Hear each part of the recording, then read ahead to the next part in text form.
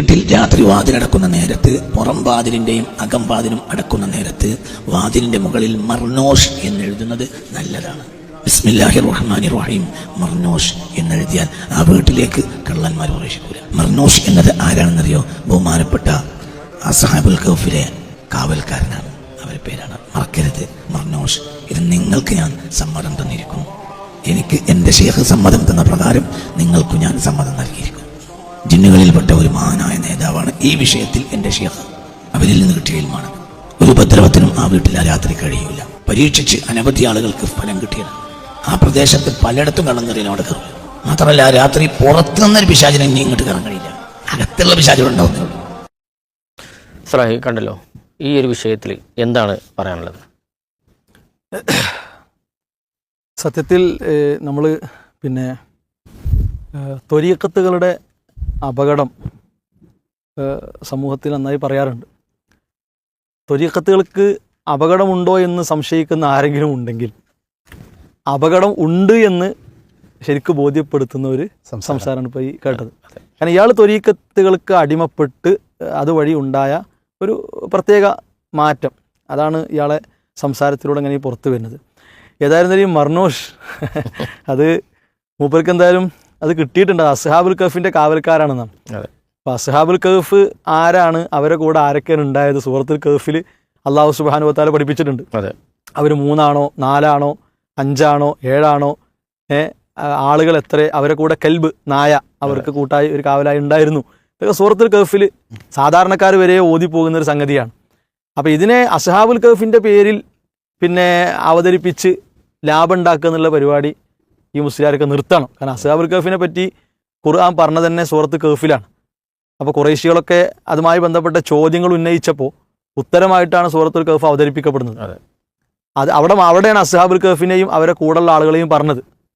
എന്നിട്ട് ആ എല്ലാവർക്കും അറിയുന്ന വസ്തുതയെ കൂട്ടുപിടിച്ചുകൊണ്ടാണ് ഇയാൾ എന്ത് ചെയ്യണത്? അസ്ഹാബുൽ കഹ്ഫിൻ്റെ കാവൽക്കാരനായിരുന്നു മർനോഷ് എന്ന് പറഞ്ഞിട്ട് ഇയാൾ അവതരിപ്പിക്കുന്നത്. ഇതൊക്കെ കേൾക്കുന്ന സാധാരണക്കാർ മനസ്സിലാക്കേണ്ട ഒരു സംഗതി എന്താ വെച്ചാൽ, സിറാത്തുൽ മുസ്തഖീം എന്നത് ഒരു വളവില്ലാത്ത വഴിയാണ്. എങ്ങനെ നോക്കിയാലും വളവില്ലാത്ത വഴിയാണ്. എന്നാൽ അതിനെതിരായി പിറവിയെടുത്തിട്ടുള്ള ത്വരീഖത്തുകൾ അത് വളഞ്ഞ വഴികളാണ്. മാത്രവുമല്ല വെറും കെട്ടുകുടുക്ക് നിറഞ്ഞ വഴികളാണ്. എങ്ങനെ കയറി നോക്കിയാലും എവിടെയെങ്കിലും കുടുങ്ങി പ്രയാസപ്പെടുക എന്നല്ലാതെ രക്ഷപ്പെടാൻ പറ്റുന്ന ഒരു വഴിയേ അല്ല മനുഷ്യനിർമ്മിത ത്വരീഖത്തുകൾ. അവിടെയാണ് അള്ളാഹു സുബ്ഹാനഹു വ തആല നമുക്ക് തന്നിട്ടുള്ള ഹിദായത്ത്. ആ ഹിദായത്തിനെ എപ്പോഴും നമ്മൾ പുതുക്കണം. അതേപോലെ തന്നെ അതിനെ വർദ്ധിപ്പിക്കാൻ ആവശ്യമായ കാര്യങ്ങളിൽ വ്യാപൃതരാകണം. അപ്പോൾ ഇഹ്ദിന സിറാത്തുൽ മുസ്തഖീം എന്ന പ്രാർത്ഥന എന്താ അതിൻ്റെ പൊരുൾ? നമുക്ക് തജ്ദീദ് ഉണ്ടാവാനാണ്. ഹിദായത്ത് പുതുമയുള്ളതായി ഹിദായത്തിൽ സിയാറത്ത് കിട്ടാൻ വേണ്ടിയാണ് ആ പ്രാർത്ഥന. അപ്പോൾ ഇത്തരത്തിലുള്ള പ്രാർത്ഥനകളൊക്കെ മുറുകെ പിടിക്കണം എന്നാണ് ഇത്തരം സംസാരങ്ങൾ കേട്ട് കുടുങ്ങിപ്പോകുന്ന ആളുകളെ കൂടി നമുക്ക് ഉണർത്താനുള്ളത്. ഇനി ഇവിടെ പ്രത്യേകം മനസ്സിലാക്കേണ്ട ഒരു സംഗതി എന്താ വെച്ചാൽ, ബിസ്മില്ലാഹിർ റഹ്മാനിർ റഹീം മർനോഷ് എന്ന് എഴുതാനാണ് മൂപ്പര് ക്ലാസ് എടുക്കുന്നത്. വാതിൽ അടക്കുമ്പോൾ അതിൻ്റെ പുറത്തും അതിൻ്റെ ഉള്ളിലും രണ്ടോടത്തും എഴുതണം എന്നാണ് ഈ സൂഫി സങ്കല്പത്തിലൂടെ ജീവിക്കുന്ന ആൾ അവതരിപ്പിക്കുന്നത്. ഏതായാലും ബിസ്മില്ല എന്ന് പറയാൻ ഇസ്ലാമിൻ്റെ നിർദ്ദേശമുണ്ട്. വാതിൽ രാത്രി അടക്കുമ്പോൾ ബിസ്മില്ല എന്ന് പറയണം. അവിടെ പോലും ഇസ്ലാം എന്ത് പറഞ്ഞിട്ടില്ല? ബിസ്മില്ലാഹിർ റഹ്മാനിർ റഹീം എന്ന് എഴുതി വെക്കാൻ പറഞ്ഞിട്ടില്ല. പറയാനാണ് ഏൽപ്പിച്ചത്. പറയലാണ് നബിചര്യ, അതാണ് മര്യാദ. അപ്പോൾ ബിസ്മില്ല എന്ന് പറയണം എന്ന് പഠിപ്പിച്ച മതം എന്തായിട്ടില്ല? അത് എഴുതി വെക്കാൻ പറഞ്ഞിട്ടില്ല. എന്നിട്ടാണ് ഇയാൾ ബിസ്മില്ലാഹിർ റഹ്മാനിർ റഹീം മർനോഷ് എന്ന് എഴുതി വെക്കണം എന്ന ഒരു വ്യാജ കാര്യം, ഒരു പൊള്ളയായ കാര്യം ഇയാൾ സമൂഹത്തിൻ്റെ മുമ്പിൽ പുലമ്പുന്നത്. പിന്നെ ഇതിലൊരു രസം എന്ന് പറഞ്ഞാൽ, ജിന്നുകളിലെ മഹാനായ ഒരു ഷെയ്ഖാണത്രേ മൂപ്പർക്ക് ഇതിന് അനുമതി കൊടുത്തത്. അപ്പോൾ ഞാൻ നിങ്ങൾക്ക് അനുമതി തരുന്നു എന്നാണ്. ഏതായിരുന്നാലും വല്ലാത്തൊരു രസം തോന്നിപ്പിക്കുന്ന ഒരു കഥയാണ്. കാരണം ഇപ്പം നബി സല്ലല്ലാഹു അലൈഹി വസല്ലമയുടെ സന്നിധിയിൽ ജിന്നുകൾ വന്നിരുന്നു, ഖുർആൻ കേൾക്കാൻ വേണ്ടി വന്നിരുന്നു. റസൂലുള്ളാഹി സ്വല്ലല്ലാഹു അലൈഹി വസല്ലമക്ക് മനസ്സിലായില്ല ഈ ഖുർആൻ കേൾക്കാൻ ഇവിടെ ജിന്നുകൾ സന്നിഹിതരായിട്ടുണ്ട്. അള്ളാഹ് ആയത്തിറക്കി സൂറത്തു ജിന്ന് അവതരിപ്പിച്ചുകൊണ്ടാണ് നബി സല്ലല്ലാഹു അലൈഹി വസല്ലമക്ക് അറിയിച്ചു കൊടുത്തത്. അപ്പോൾ ഈ ചങ്ങായിൻ്റെ അവസ്ഥ എന്താ? ഇയാളുടെ അവസ്ഥ എന്താ? എന്തൊക്കെയോ ജനങ്ങളെ മുമ്പിൽ വിളിച്ചു പറയാം.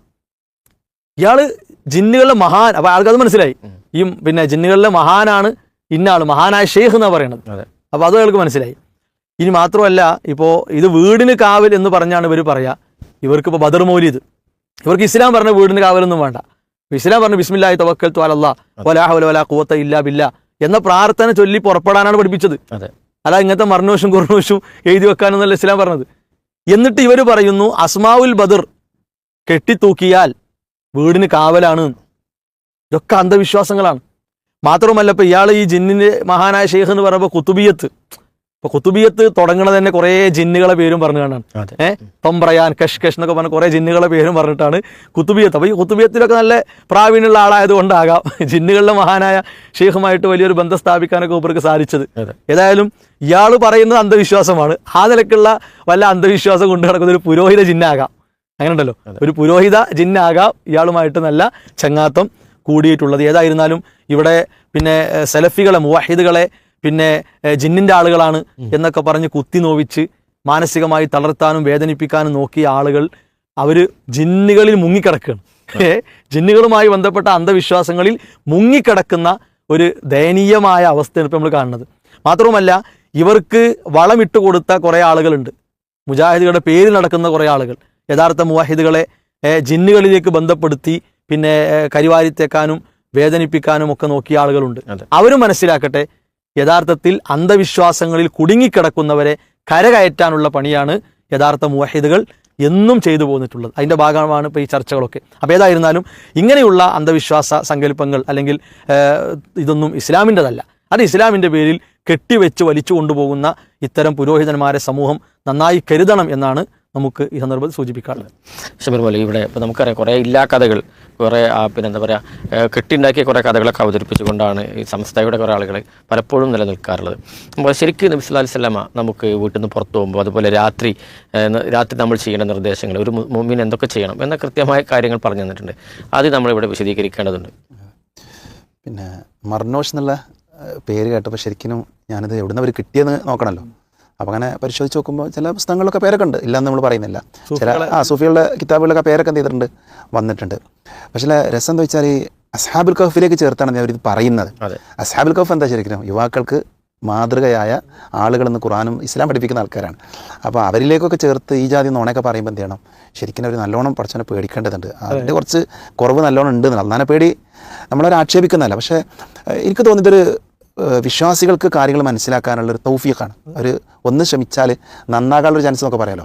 അങ്ങനെ അത്രയും അബദ്ധമാണ് എന്ത് ചെയ്യുന്നത് ഈ പറയുന്നത്. മുസലൈ പറഞ്ഞ ബിസ്മില്ല എന്ന് പറഞ്ഞ് നിങ്ങൾ കഥ കടക്കണം എന്ന് പഠിപ്പിച്ചൊരു മതം വൈകുന്നേരം സമയമാകുമ്പോൾ. അപ്പോൾ അത് ഹദീത്ത് കൊണ്ട് സ്ഥിരപ്പെട്ടതാണ്. എന്നാൽ ഈ പറഞ്ഞതിന് എന്തെങ്കിലും ഒരു തെളിവ്, ഒരു ഹദീത്തിൻ്റെ വാചകം നബി സല്ലല്ലാഹു അലൈഹി വസല്ലം പറഞ്ഞു. എനിക്കിതിൽ ഏറ്റവും കൗതുകം തോന്നിയത് നമ്മൾ ജിന്നുകളായിട്ട് ബന്ധപ്പെട്ട് ചർച്ച നടത്തുമ്പോൾ മുസലൈ പറഞ്ഞ ഒരു ഭാഗം മുഹമ്മദ് നബി സല്ലല്ലാഹു അലൈഹി വസല്ലമക്ക് ജിന്നുകൾ കൂടിയുള്ള പ്രവാചകനാണ് അദ്ദേഹം. ഒന്ന്, ജിന്നുകൾ കീഴ്പ്പെടുത്തി കൊടുത്ത നബിയാണ് ആര്? സുലൈമാൻ നബി അലൈഹി സ്വലാം. ഈ രണ്ട് പ്രവാചകന്മാരുടെയും ചരിത്രം നമ്മൾ വായിക്കുമ്പോൾ അവരാരും ഇങ്ങനത്തെ ഒരു തോന്നിയാസം പറഞ്ഞിട്ടില്ല. ഉണ്ടോ സുലൈമാൻ നബിയുടെ ചരിത്രത്തിൽ എവിടെയെങ്കിലും ഈ പറയുന്ന രീതിയിൽ എന്തെങ്കിലും വാചകം?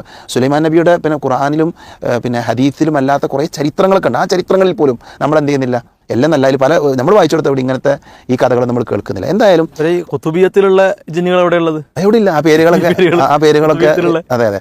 അപ്പോൾ ഇത് പിന്നെ എന്താ പറയുക, സമൂഹത്തെ തെറ്റിക്കാൻ വേണ്ടിയിട്ട് ഉണ്ടാക്കുന്നൊരു ഏർപ്പാടാണ്. അപ്പോൾ നമ്മൾ പ്രൂഫ് പോയിന്റിൽ ശരിക്കും നമ്മളെ പ്രൂഫ് പോയിന്റ് ലക്ഷ്യം തന്നെ എന്താ വെച്ചാൽ ഇത്തരം തെറ്റായ പ്രവണതകൾ അവർ പറയുമ്പോൾ അതിൻ്റെ ഒന്ന് അത് തെറ്റാണെന്ന് ചൂണ്ടിക്കാണിക്കുക, അതോടൊപ്പം തന്നെ അതിലെ ശരിയായ വശം പറഞ്ഞു കൊടുക്കുക എന്നുള്ളതും കൂടിയാണ്. അതാണ് ഇവിടെ ഹനീഫ നമ്മളോട് ചോദിച്ചത്. എന്താ രാത്രിയുമായി ബന്ധപ്പെട്ടുള്ള ഇസ്ലാമിൻ്റെ നിയമങ്ങൾ, മുബരന്ന് കള്ളം വരാതിരിക്കാൻ വാതിലിൻ്റെ ബേക്കിൽ എഴുതണമെന്നാ. എന്നാൽ നബി ഒടിപ്പിച്ചൊന്നുമല്ല. നബി സല്ലല്ലാഹു അലൈഹി വസല്ലം പറഞ്ഞ എന്താ, നിങ്ങൾ വൈകുന്നേര സമയത്ത് ബിസ്മി ചൊല്ലി നിങ്ങൾ എന്ത് ചെയ്യുക, വാതിലടക്കുക എന്നുള്ളത് നബി സല്ലല്ലാഹു അലൈഹി വസല്ലമ നമ്മളെ പഠിപ്പിച്ച കാര്യം. അഗ്ലിഖുൽ അബ്വാബ വദുകുർ ഇസ്മില്ല, നിങ്ങൾ അള്ളാഹുവിൻ്റെ നാമം സ്മരിച്ചുകൊണ്ട് എന്ത് ചെയ്യുക, വാതിൽ അടക്കുക. അങ്ങനെയാണെങ്കിൽ പിശാചിന് ഒരിക്കലും എന്ത് ചെയ്യാൻ പറ്റില്ല, ആ വാതിൽ തുറക്കാൻ പറ്റില്ല എന്ന് നബി സല്ലല്ലാഹു അലൈഹി വസല്ലം നമ്മളെ പഠിപ്പിച്ചിട്ടുണ്ട്. അതേപോലെ വൈകുന്നേര സമയത്ത് നബി പ്രത്യേകം പറഞ്ഞതാണ് കുട്ടികളെ നിങ്ങൾ പിടിച്ചു വെക്കണം. കുട്ടികളെ പുറത്ത് ആ ഒരു മഗ്രിബിൻ്റെ ആ സമയത്ത് എന്ത് ചെയ്യരുത്, കുട്ടികളെ നിങ്ങൾ പുറത്തേക്ക് വിടരുത്, അവരെ നിങ്ങൾ പിടിച്ചു വെക്കണമെന്ന് നബി സല്ലല്ലാഹു അലൈഹി വസല്ലം നമ്മളെ പഠിപ്പിച്ച കാര്യമാണ്.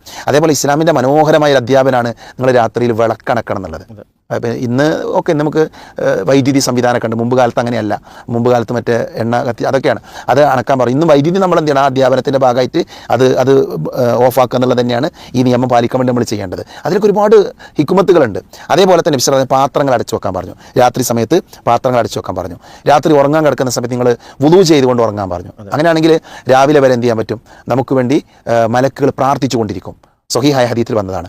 ആയത്തുൽ കുർസി ഓതാൻ പറഞ്ഞു. ആയത്തുൽ കുർസി ഓതിയാൽ ഹഫ്ലത്തിൻ്റെ ഒരു മലക്ക് അവിടെ ഉണ്ടാകും, നമ്മളെ സംരക്ഷിക്കുന്ന ഒരു മലക്ക് പുലരുവോളം നമ്മുടെ സമീപത്തുണ്ടാകും എന്ന് നബി സല്ലല്ലാഹു അലൈഹി വസല്ലം പഠിപ്പിച്ചിട്ടുണ്ട്. അതേപോലെ തന്നെ ധാരാളം പ്രാർത്ഥനകൾ പൈശാചികമായ ഉപദ്രവം പിന്നെ ബിസ്മിക അല്ലാഹുമ്മ അമൂതു വഅഹ്യ ആ രാത്രിയുള്ള പ്രാർത്ഥനയാണ്. അതേപോലെ ഒട്ടനവധി പ്രാർത്ഥനകൾ നബി സല്ലല്ലാഹു അലൈഹി വസല്ലമ ആ മേഖലയിൽ പഠിപ്പിച്ച് നമുക്ക് കാണാൻ പറ്റും. ആയത്തുൽ കുർസി നമ്മൾ പറഞ്ഞു. അങ്ങനെയുള്ള ധാരാളം കാര്യങ്ങൾ നബി സല്ലല്ലാഹു അലൈഹി വസല്ലം പഠിപ്പിച്ചിട്ടുണ്ട്. ഈ പഠിപ്പിച്ച് തന്നെ നമുക്ക് ധാരാളം ചെയ്യാനുണ്ട്. നമുക്കൊക്കെ അത്ഭുതം തോന്നുന്നത് വെച്ചാൽ ഈ ഉസ്താദുമാർ ഇവരൊക്കെ ഒരു നല്ല ഓഡിയൻസിന് ലഭിക്കുന്ന ഈ ഓഡിയൻസ് എന്ന് പറഞ്ഞാൽ പഠിക്കാൻ വേണ്ടി വരുന്നവരാണല്ലോ, പരലോകം ആഗ്രഹിച്ച് വരുന്നവരാണ്. ഇവർക്ക് ഈ ഖുർആനിലും ഹദീസിലുള്ളത് മാത്രം ഒന്ന് പറഞ്ഞു കൊടുത്താൽ തന്നെ എന്ത് വലിയ മാറ്റേക്കാരം ഈ സമൂഹത്തിനുണ്ടാകാം. ഇപ്പോൾ നമുക്ക് രാത്രി സമയങ്ങളിൽ ഈ അദ്ദേഹം ഈ പറഞ്ഞ പേരൊന്നും പറയാതെ ശരിക്കും ഒരാൾ ഉറങ്ങാൻ കിടക്കും ഇങ്ങനെയാണ് നബി പഠിപ്പിച്ചത് എന്ന് റഹ്മത്തുള്ളാഹി ഖാസിമി പറയുകയാണെങ്കിൽ ആയിരക്കണക്കിന് ആളുകൾക്ക് എന്ത് ചെയ്യും പ്രവാചകൻ സല്ലല്ലാഹു അലൈഹി വസല്ലമയുടെ സുന്നത്തുകൾ പ്രാവർത്തികമാക്കാൻ പറ്റും. ശരിക്കും മുസ്ലിയാക്കന്മാർ സ്വയം ആലോചിക്കേണ്ട കാര്യമാണ്. ഞങ്ങളീ പറയുന്നത് കൊണ്ട് പ്രത്യേകിച്ച് സമൂഹത്തിന് നേട്ടമല്ല എന്ന് അവർക്ക് തന്നെ അറിയാം, കാരണം അത് ഒരു തെളിവില്ലാത്ത കാര്യമാണ്. എന്നാൽ സത്യസന്ധമായി ഹദീസിൽ വന്ന തർക്കമില്ലാത്ത നമുക്കും ഇപ്പോൾ ബിസ്മി ചൊല്ലുന്ന വിഷയത്തിൽ സമസ്തക്കും നമുക്ക് തർക്കമുണ്ടെന്ന് എനിക്ക് തോന്നുന്നില്ല, അവരതിനെ എതിർക്കും തോന്നുന്നില്ല. അതേപോലെ തന്നെ നമ്മൾ എണ്ണി പറഞ്ഞ കാര്യങ്ങളൊക്കെ ചെയ്യണമെന്ന് വിശ്വസിക്കുന്ന ആൾക്കാരും അത് പഠിച്ച ആൾക്കാരാണ്, പക്ഷെ പറയുന്നില്ല പറഞ്ഞാൽ അവരിപ്പോൾ പ്രചരിപ്പിക്കണം എന്താ ഇങ്ങനത്തെ അന്ധവിശ്വാസങ്ങൾ അനാചാരങ്ങളാണ്. അപ്പോൾ അതിൽ നിന്ന് മാറിയിട്ട് എന്ത് ചെയ്യണം, യഥാർത്ഥത്തിൽ പ്രവാചകൻ സല്ലല്ലാഹു അലൈഹി വസല്ലമ പഠിപ്പിച്ച ആ ഒരു വിഷയത്തിലേക്കാണ് വരേണ്ടത്. നബി സല്ലല്ലാഹു അലൈഹി വസല്ലം പഠിപ്പിക്കാത്ത കാര്യങ്ങളിൽ നിന്ന് മാറി നിൽക്കുകയും രാത്രി സമയത്താകട്ടെ പകലിലാകട്ടെ പ്രവാചകൻ്റെ അധ്യാപനങ്ങൾ പ്രാവർത്തികമാക്കുകയുമാണ് നമ്മൾ ചെയ്യേണ്ടത്. അത്തരത്തിലുള്ള നല്ല ആളുകളിൽ അല്ലാഹു നമ്മളെല്ലാവരെയും ഉൾപ്പെടുത്തി അനുഗ്രഹിക്കുമാറാകട്ടെ. ഇയാൾക്ക് ഇടക്കിടക്ക് വെളിപാടുണ്ടാകുന്ന ആളാണ്. അപ്പോൾ ചിലപ്പോൾ ഇനി കുറച്ച് കഴിഞ്ഞാൽ അതൊക്കെ നുണയൊന്നും പറയും. കാരണം ഈ നവോത്ഥാനത്തിൻ്റെ ഒക്കെ വിഷയത്തിൽ കുറേ കാലം കഴിഞ്ഞ് മൂപ്പര് നമ്മൾ എത്ര നുണ പറഞ്ഞു, സ്റ്റേജിലൊക്കെ നുണ പറഞ്ഞു, അങ്ങനെ സമൂഹത്തോട് പിന്നെ പറഞ്ഞ് നടക്കുന്നൊരവസ്ഥയാണ് ഇപ്പോൾ. ഇനി കുറേ കഴിഞ്ഞപ്പോൾ ഈ അന്ധവിശ്വാസങ്ങൾക്കെതിരെ മൂപ്പര് എന്ത് ചെയ്യും, അതൊക്കെ നുണയായിരുന്നു എന്ന് പറഞ്ഞു വരും. നമ്മൾ കഴിഞ്ഞൊരു 5 വർഷം നമ്മളൊരു 5 വർഷം എടുക്കുകയാണെങ്കിൽ ശരിക്കും മുസ്ലിയാക്കന്മാരുടെ ഇടയിൽ നല്ല മാറ്റങ്ങളുണ്ട്. മാറ്റങ്ങൾ പറഞ്ഞാൽ ഇപ്പം ചില ആളുകൾ അവരിൽപ്പെട്ട പുരോഹിതന്മാർ മാത്രം ഫോക്കസ് ചെയ്ത് ക്ലാസ് എടുക്കുന്ന ആൾക്കാരുണ്ട്. പിന്നെ ചെറിയ യൂട്യൂബിൻ്റെ വരുമാനം എന്തോ ആട്ടെ, എന്തായാലും അത്തരം ഇപ്പം ആത്മീയ തട്ടിപ്പുകൾ, ഹാമിദ് അലിൻ്റെ ഒക്കെ തട്ടിപ്പുകൾ ഇപ്പോൾ ഇന്നും ഇന്നലെയൊക്കെ പുറത്തുനിന്ന് കുറേ വീഡിയോകളുണ്ട്. അതൊരു സന്തോഷമുള്ള കാര്യമാണ്. പക്ഷെ അതോടുകൂടെ എന്ത് ചെയ്യണം, അവർ തിരഞ്ഞെടുത്ത ചില ആളുകളിൽ നിന്ന് മാറി ആമായിട്ട് പൊതുവായിട്ട് അവരുടെ തട്ടിപ്പുകൾ കൊടുത്ത് പുറത്ത് കൊണ്ടുവരാൻ അവരെല്ലാവരും ശ്രമിച്ചാൽ നമ്മുടെ പണി കുറച്ച് കുറഞ്ഞിട്ടു ഇൻഷാ അല്ലാഹ്.